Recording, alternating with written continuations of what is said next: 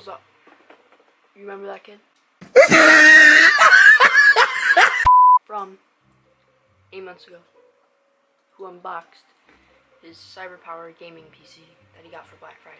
Yeah, that's me, who knew nothing about PCs. I'm not really sure what all this stuff is.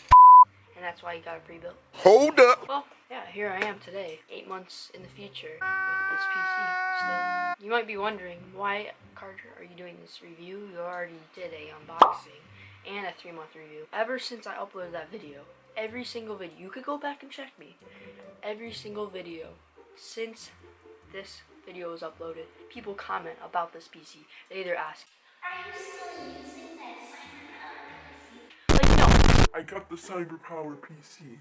I just threw it in the garbage after I did the unboxing and review. Or like, how many frames do you get on your PC? Like, is that on your PC? Like, all those questions. Like, I just got sick of it, so I was like, whatever. Let me do a final review. This is just a review to show you how it's holding up. And it probably, from now on, it will be holding up the same until it gets like 2 years old where it just stops working. And that's when I'll build. How do you guys been waiting for this final review? Yeah, this is the video, the review on how my PC's holding up, because you probably came from that video if you're watching it right now, or if not, you could go watch that and see how cringy I was and how clueless I was about PCs. I'm not really sure what all this stuff is. So, tools, this. But now I actually know about PCs. I am the one. I got roasted so hard, and yes, I know I shouldn't have got it pre-built. So before you comment, yes, I looked because I was 12 years old and just wanted something that was the best looking. I obviously looked on Best Buy. I looked what looked the sexiest. Obviously the rainbow colors, RGB, and what was the cheapest price. And yeah, I kind of went with this PC. But now I know. I want to teach you guys more about this PC with the other 3-month review. I didn't really know what I was talking about.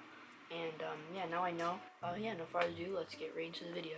Just a disclaimer, I just wrote down things so I don't forget anything, because I hate to leave out important info so then you guys miss out. I'm going to make this video based off a section, so I will be going through different parts of the PC, just like different things about it. On the screen now is different times of the video where I explain different things about the PC. So if you're looking for just one thing about the PC and you see it on the screen, just skip to the time shown and you're good. We're just going to start off with basic info.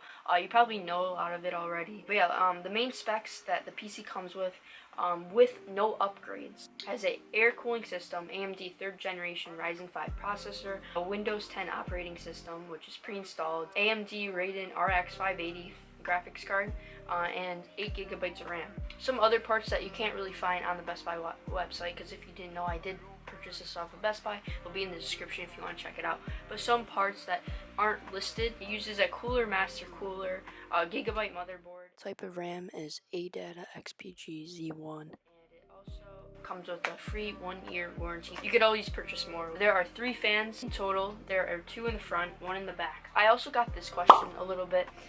It's kind of a little weird of a question because it's called a pre-built, but everything comes built in the PC, so no one needs to apply anything inside the PC when you get it. In Windows 10 and all the drivers are pre-installed, so you don't have to do any of that. The only thing you'd have to do that for is if you built a PC, but since it's a pre-built, all you have to do is plug it in and you're powered up and you're good. If you'd like to see what came inside the box besides the computer, check out the unboxing video, because I'm not trying to go through all of that, because I guarantee you 90% of you guys know what came. Yeah, I'll link that into the description.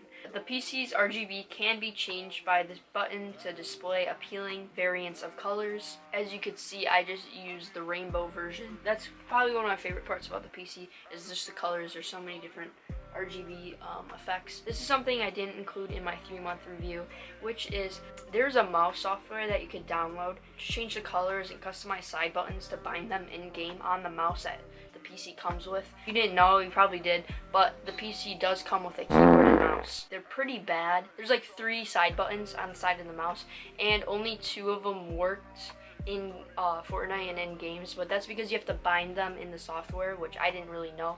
But now I know. For the drivers and storage, there is a C drive which is a SSD. It is faster. There are only 237 gigs compared to the D drive, which is a hard drive, but it's a little bit slower, but it has 2 terabytes, which is equal to 2,000 gigabytes. SSD is best for downloading games that you most play and want the best performance because it's the better storage drive, so it will run games faster, and also it downloads them faster, but doesn't have a lot of memory compared to the D drive, which is the secondary drive known as a hard drive, which has a lot more storage but doesn't run games as fast. Games like Minecraft, games that are easy to handle, I just have that on the D drive. So like games like Fortnite and Call of Duty and high-end performance games that you want, just make sure you have that on SSD. When you download, it says where to download, and you just hit open files, and then you just make a new folder under D drive or C drive, wherever you want to download to, and yeah, it's pretty simple. A negative about the PC are the fans are loud due to the RGB lighting. It heats up the PC, and the fans, they work more when the PC is hot, so then the fans keep it cool, because when it's cool, that's when the parts run best, and that you really want to keep your PC cool. So the fans work a lot because the RGB heats it up. It's almost like a heater for me. Yeah, it can be on the louder side, but if you just get surround sound headphones, or even if you keep your PC under the desk, I know it's not good, especially if you have carpet because of the airflow, but if you like find a way to keep it off the ground but under your desk, then you can't hear a thing. So the mic jack doesn't work on the PC. On the top of the PC there is a mic jack and a headphone jack. The headphone jack does work, but that's just for hearing things. But if you want to put a mic in to talk to your friends on games, that doesn't work for whatever reason. I didn't have any problems because I have the Blue Yeti, so the input is a USB. So I just plugged my mic into the back of my PC, so it worked. So what you have to do is you'll have to buy a USB adapter. So one end will have an input for your mic, so you just plug it in, and then the other side is USB, and you'll just plug it into your PC. Okay, that is all the basic info that you need to know. Moving on to performance. Lots of you ask what the FPS is in Fortnite that I get, so I'll go over what frames I get on different settings in creative and pubs. Alright, starting with creative in a blank world, I'll be using unlimited FPS just to see what the top FPS I can get. Starting with epic settings, I get a max of 70 frames, definitely not steady. A high settings is 120, medium is 260, but it doesn't really have good graphics because of the 3D resolution. That's low. Low is 450, which is a lot of frames, but the graphics are like pixelated. It's very terrible, definitely not recommended. And none of these are steady. On my settings that I personally use, I get max 210 on unlimited, which is not steady either, so I cap at 144 and get a steady 144, so that doesn't mean I get it. That means I don't get any drops or anything like that to cause stutters. Now moving to pubs, this is by average, again unlimited frames, epic 60, high 85,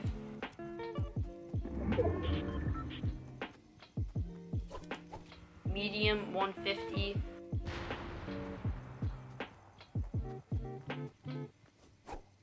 low 200,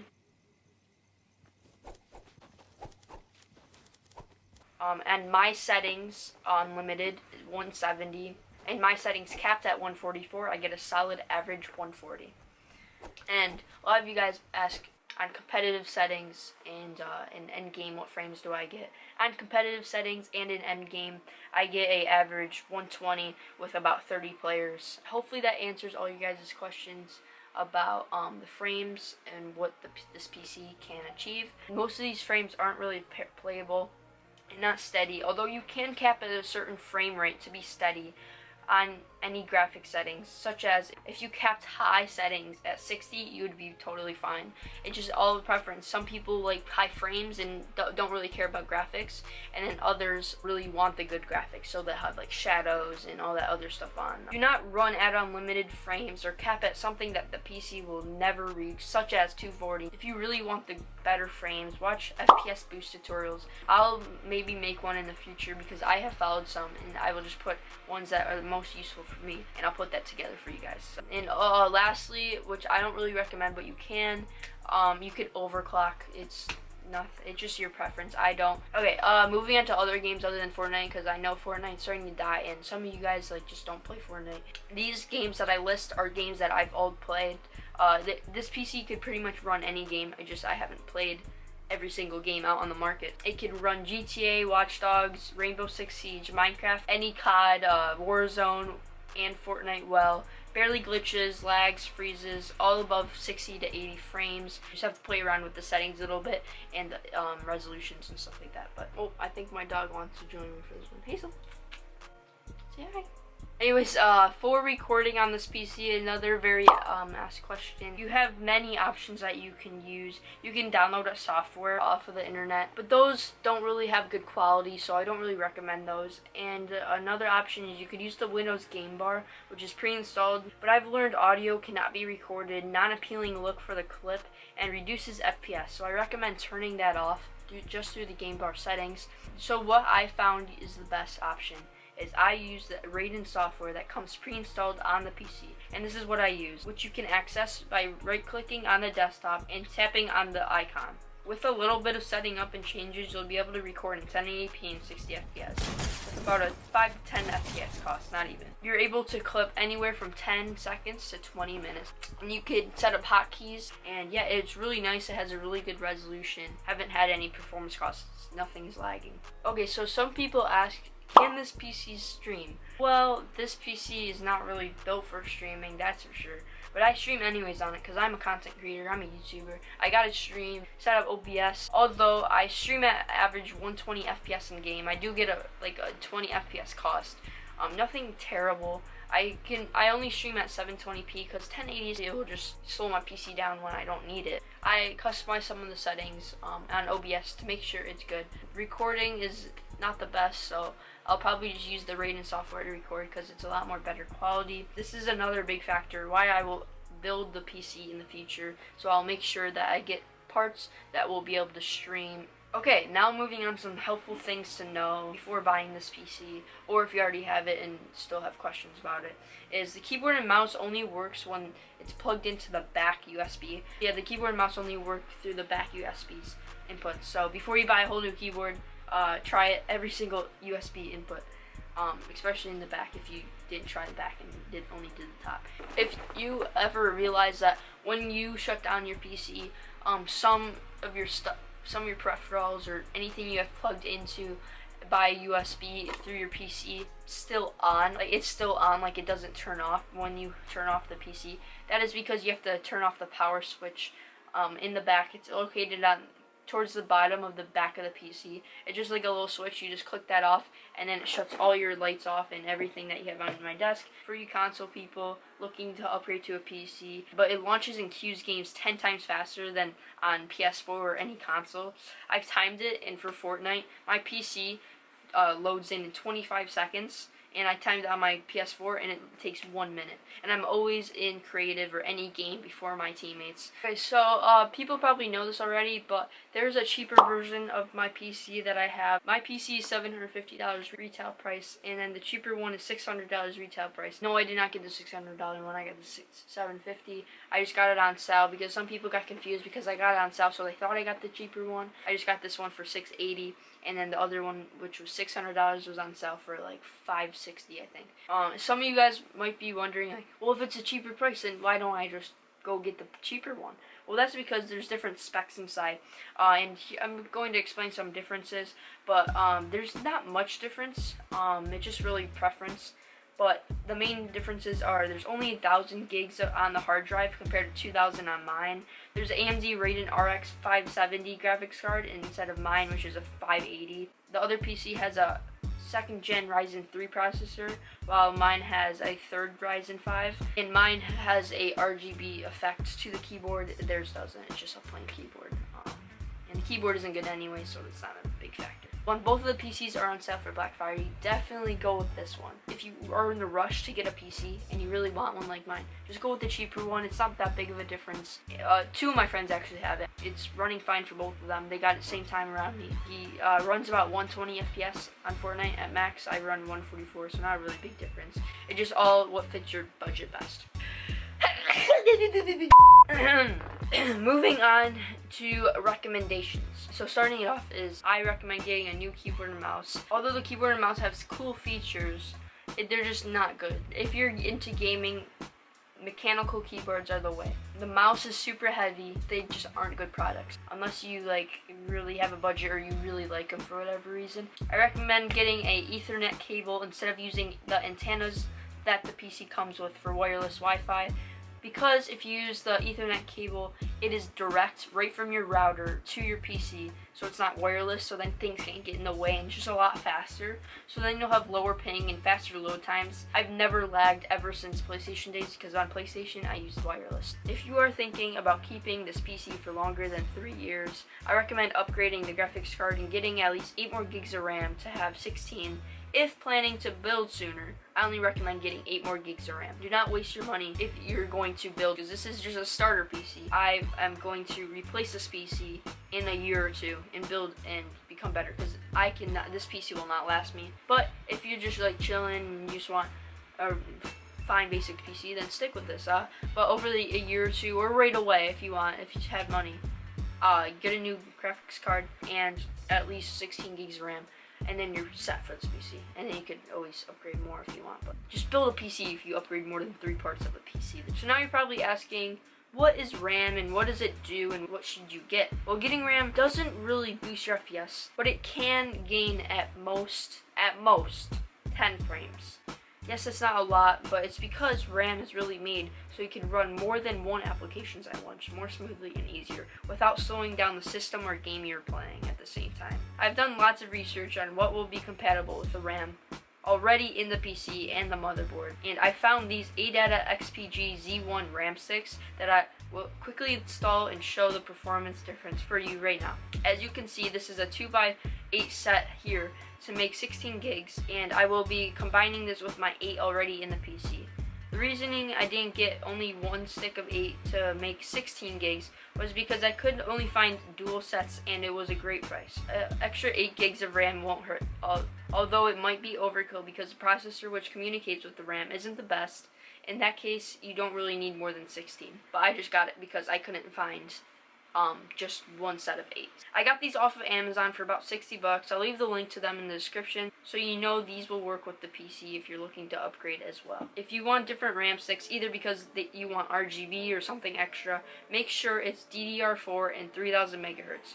That is what will be compatible. Anything different will not work. If you don't know what any of that means, I was in the same boat as you when I just got this PC. I would have no clue what I'd be talking about right now. But what DDR4 is, it's a type of RAM. There's DDR3, DDR4. DDR4 is the newest version, and what type of RAM the motherboard can take. And then the 3000 megahertz is like how fast and the speed that it is. If you have a gaming PC, it is recommended to have at least 16 gigs. And 8, they definitely ripped you off with that. They should have gave us 16.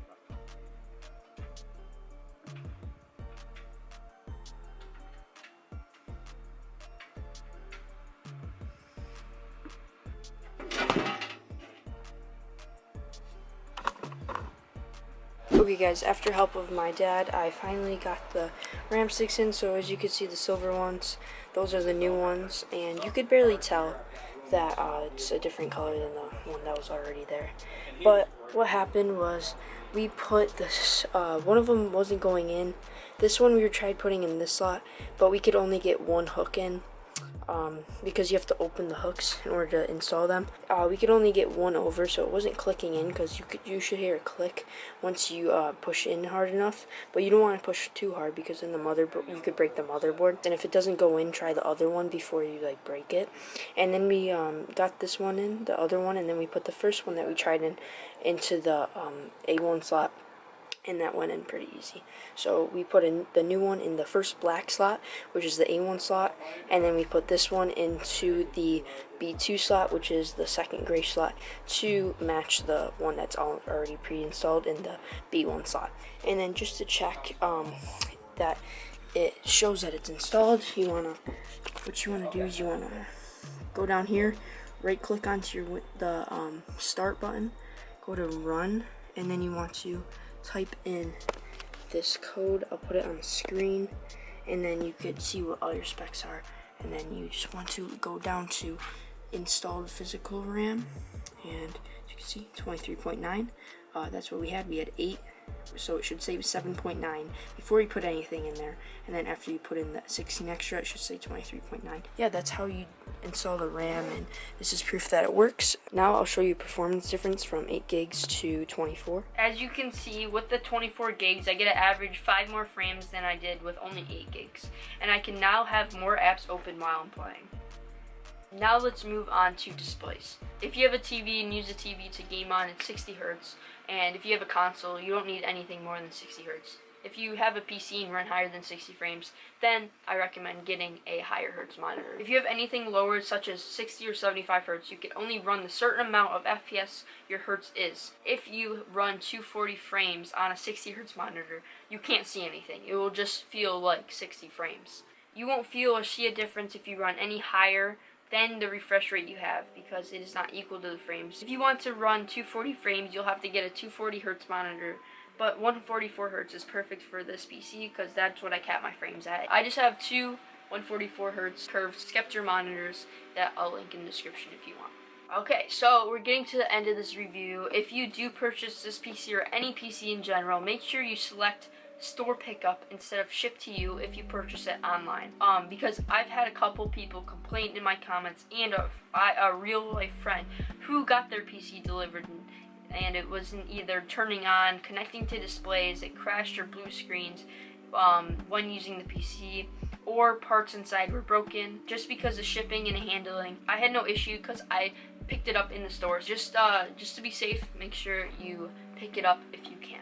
Overall, this PC is a pretty good budget pre-built, decent for a starter if willing to spend the money when it's not on sale, but could be better. I didn't need anything super good for my PC. I've learned it's a little overpriced at $750 for what's inside. Wait till Black Friday because it will most definitely be on sale again, and use the $70 off the PC to purchase more RAM. If you want best performance, build your own for less, or save up $300 more to build something 5 times better. If not looking to build, the starter NZXT pre-built is one of the best pre-builds for the price. On a scale of 1 to 10, I rated a solid 6.5 or 7. It is really up to your preference if you'd like to purchase this PC or the cheaper one.